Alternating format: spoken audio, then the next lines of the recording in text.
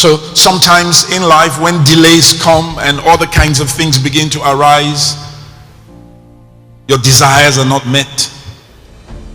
Every other person is accelerating, making progress, and you seem to be stuck. Then you begin to ask yourself questions. So how come whatever I put my hand to do doesn't work? Why am I struggling? Did God not say, I will be with you? Did he not say, I am your God? Did he not say, I will strengthen you, I will uphold you, I will help you? Where is your help? Sometimes the help that God offers is delay. Sometimes the Lord can plan a roadblock to preserve your life. Sometimes your pocket can go dry.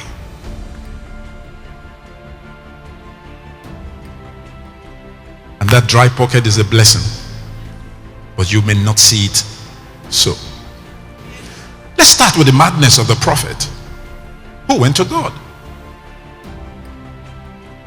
After he was approached by Balak to curse God's people. He was a prophet, not of the stock of Israel. He was a prophet. And I see that simply meaning that God was dealing with people in different areas, not just only Israelites. And then he went to God. Balak, I should curse these people. And God told him not to. He went back to God, and God told him not to. Because you can't curse them. You can't put a curse on people I have blessed. So he went back to Balak and said, hey, I'm sorry, but you can't curse these people because God has blessed them.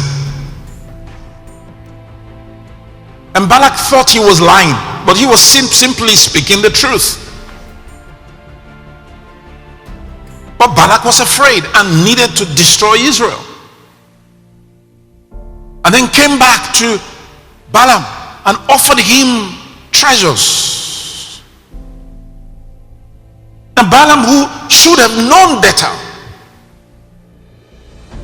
when he saw the treasures, covetousness grew in his heart.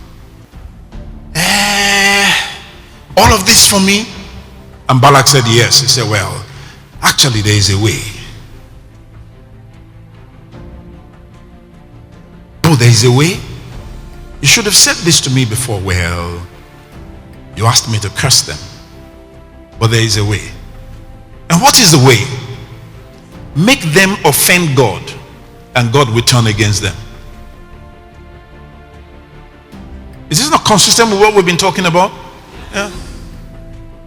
Just make them offend God. Once they break his covenant, then there is no covenant protection for them. You can move in and strike.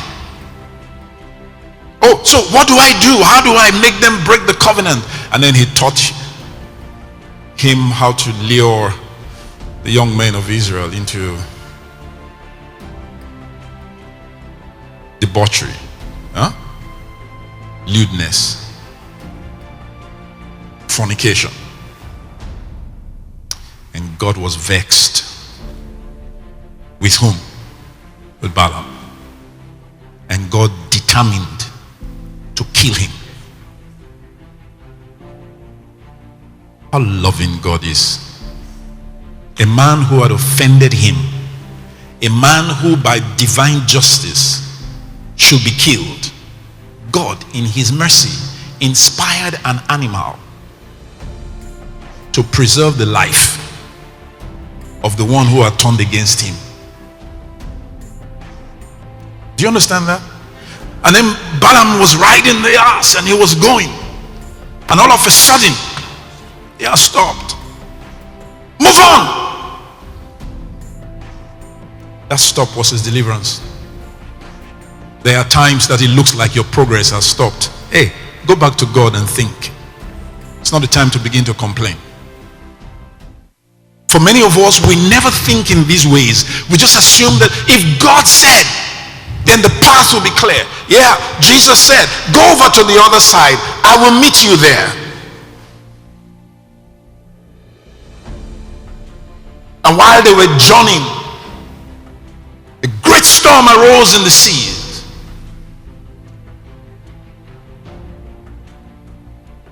But were they not obeying God's command? Yeah. Because like the Bible says in the parable of the sower,